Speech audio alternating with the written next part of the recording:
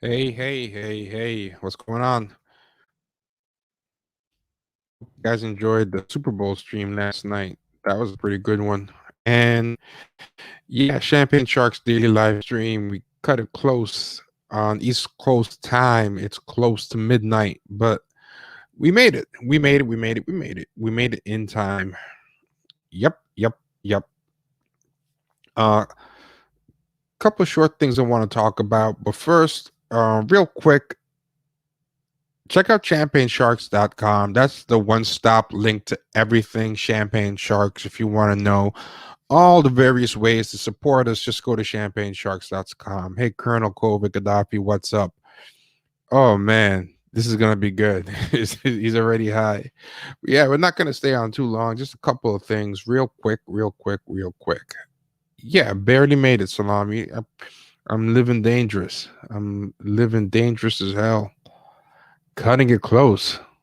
Yes, have to keep you on your toes. But here's something really funny that I saw. I thought this was really typical. I mean, there's been a lot of L's on Black History Month in such a short amount of time. I can't keep track of them all, but there's been a lot. But check this one out. I saw this one. I was like, really? This is a Zoom call. I might even live stream this thing. I want to see this thing when it happens. But on today, on W.E.B. Du Bois' birthday of all days, uh, this came out, and I said somewhere, and people got upset. Um, check it out.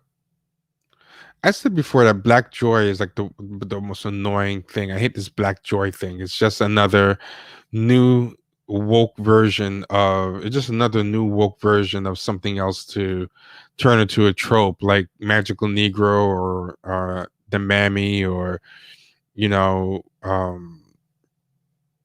what whatever like black joy is just another pathological black trope. But they had this the FBI Black Joy Black History Month celebration. So you can exercise your Black Joy through the FBI, and it says Black Joy Black History Month celebration from Department of Justice, FBI, COINTELPRO themselves. We belong everywhere, celebrating those living their dream.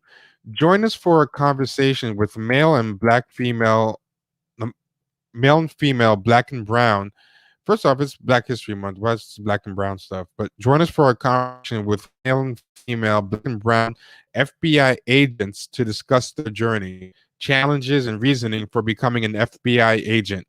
You will hear from the special agent in charge of the Boston division and also the applicant recruiter who will provide information on different job opportunities within the FBI and how to apply for the Boston internship program. For those interested, date time Tuesday, February 23rd, 6 p.m.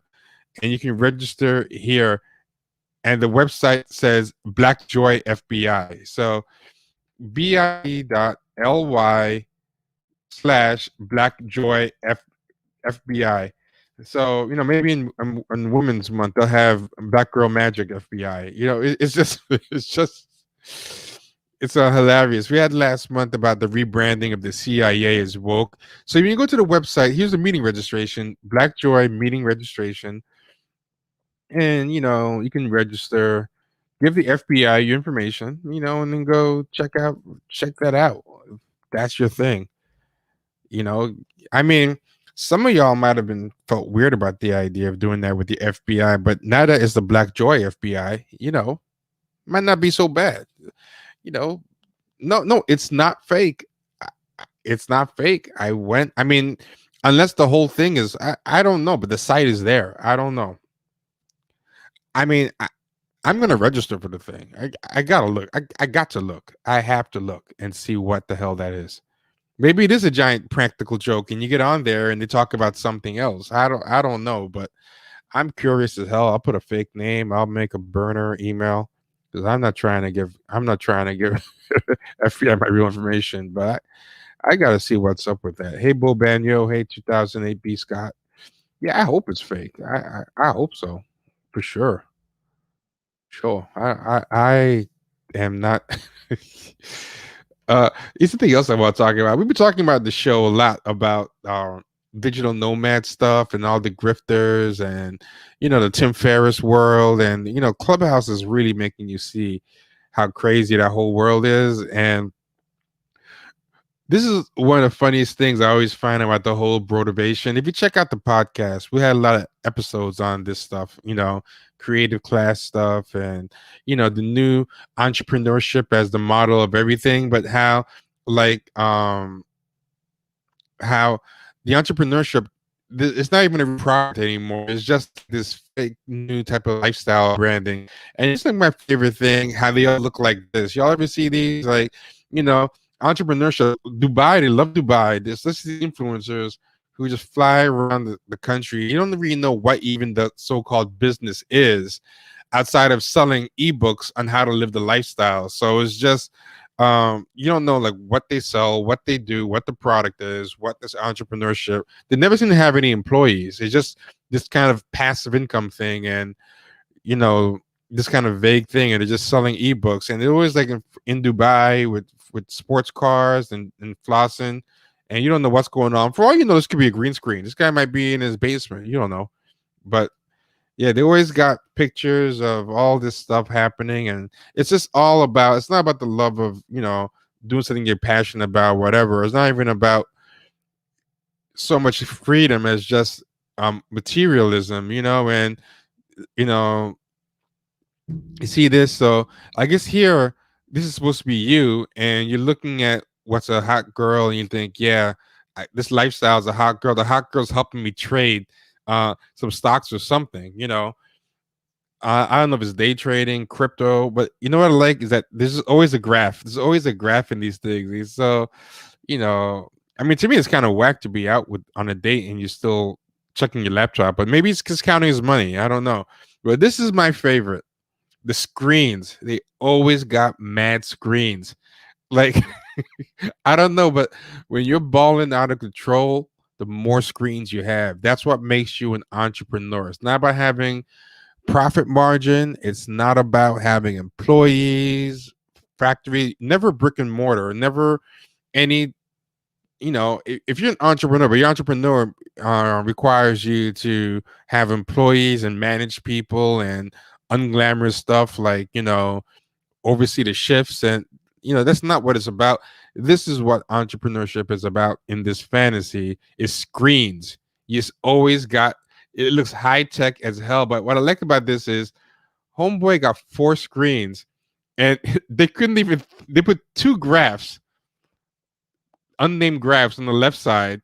You see how pensive he looks, right? And what I like is the other 2 screens. They just put generic screen. He just put the wallpaper. They're like, fuck it. He just got a wallpaper up.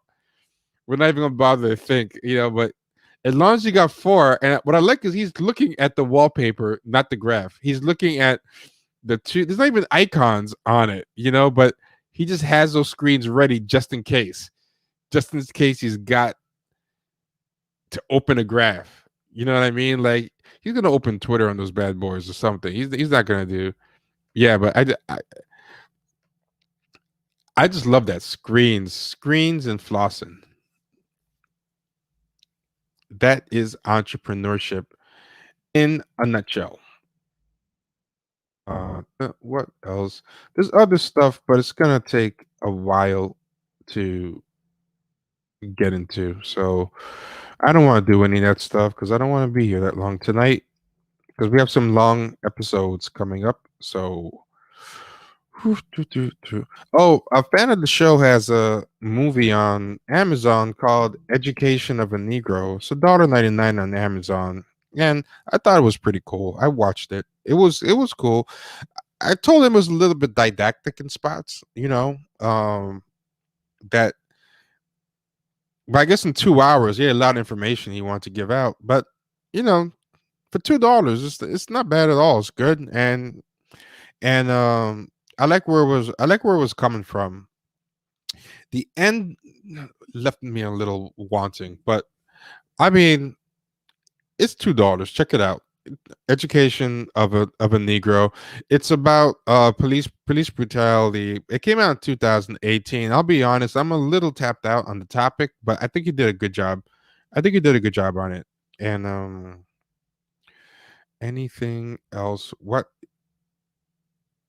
can I talk about that? Hmm. There was one more thing, but I forgot to. Let me see if I can find the link to it real quick. I had it before, and I forgot to save the link. Let me see if I can find it.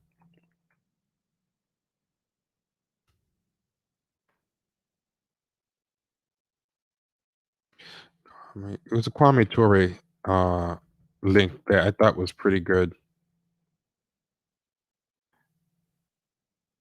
Okay, I think this is it, and this is I thought a really good link, and I want to play it real quick. And yeah, I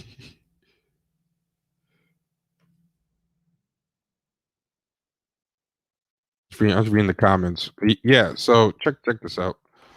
I thought this was a great thing. Like I've always been in offices or been around people. A person's like, you know, I don't know about you, but I'm not a Martin. I'm a Malcolm. And stuff like that. I've always hated that stuff because I've been on Clubhouse or Twitter. I've seen rooms on Clubhouse that people say Martin Luther King was a coon. And they'll say stuff like he was soft and stuff like that. And I always say anybody that walks into death with his head held high is I've got no right. I don't care how much pro black rah rah stuff I'm doing on Twitter or in videos. I'm not doing that.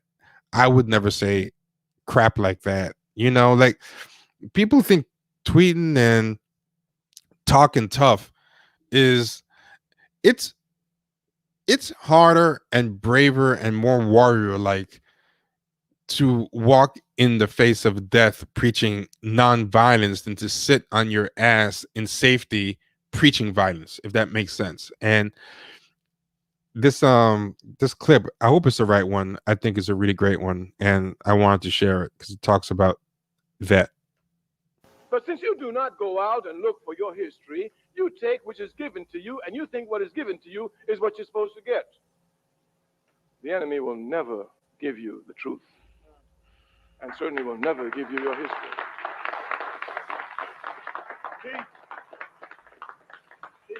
And we say, no man, no woman looking for the truth cannot find it.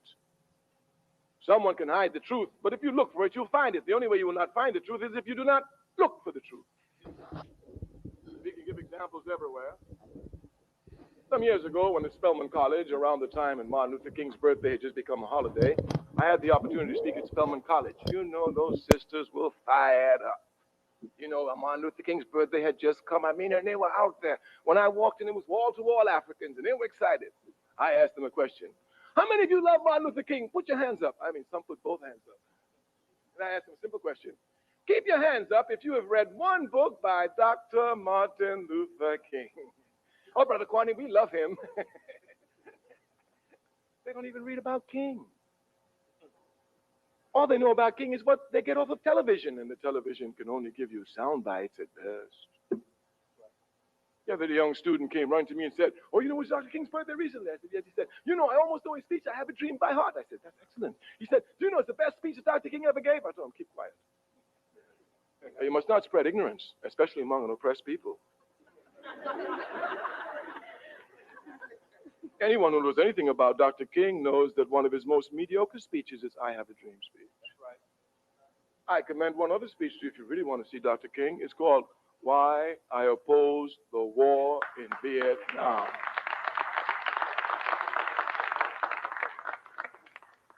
It is here that you will come to see truly something about Dr. King.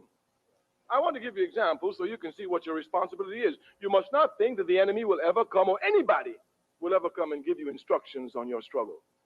It is only you yourself who must find the thread of your struggle. It is your responsibility to understand the resistance of your struggle and to make your contribution to your struggle. When they get through with Dr. King's interpretation, since we don't read him or study him or analyze him, They make you believe that the greatest contribution Dr. King made to his people was nonviolence. And they call him a creative genius. Can you imagine that? That means that all Dr. King did with nonviolence was to take that from Mahatma Gandhi and adapt it to the situation in the United States. A genius doesn't have to do this. Why, even George Bush can do that. But Dr. King certainly was a creative genius. And his contribution to us was not nonviolence. Matter of fact, when they get through with him, he sounds like Martin Luther, nonviolent King. King's greatest contribution to us as a people was he taught us how to confront the enemy without fear.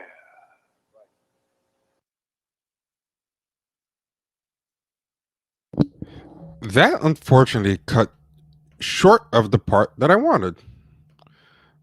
That that is the speech. Why did they cut it there? That was a weird place to cut it. Huh. But since you do not go out and look Let's for your see. Let me see if I could find. That is really annoying. There's a part where he ends it. I mean, you have no idea how bad a part that was to end it. Why did he end it there?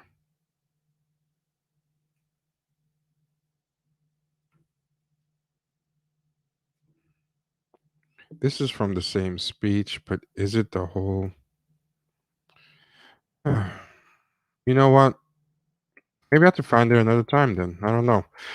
But there is a great ending line to that.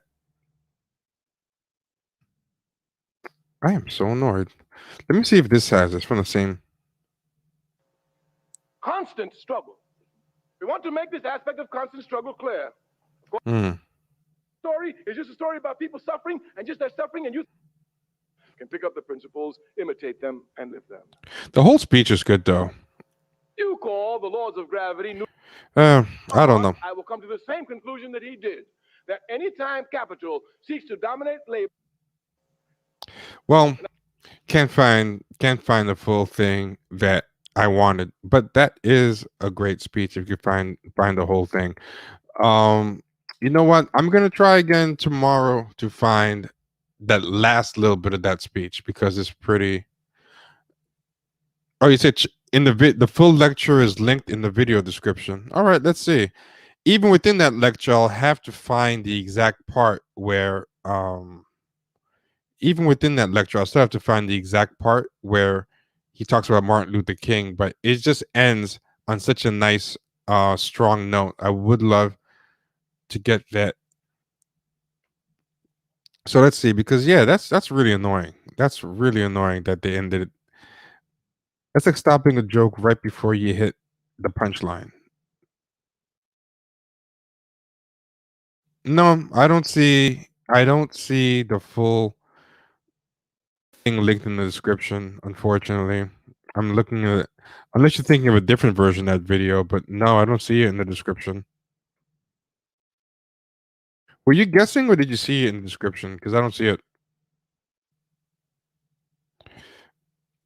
Yeah, I don't see it. But anyway, it's fine. I'm not gonna make you sit here and wait in real time while I do it. But usual stuff applies in the meantime. If you enjoy what we do, hit us in the super chat. If you enjoy the stream, by all means, like, comment, share, subscribe. We don't have a ton of people here tonight, but if you hear, like, comment, share.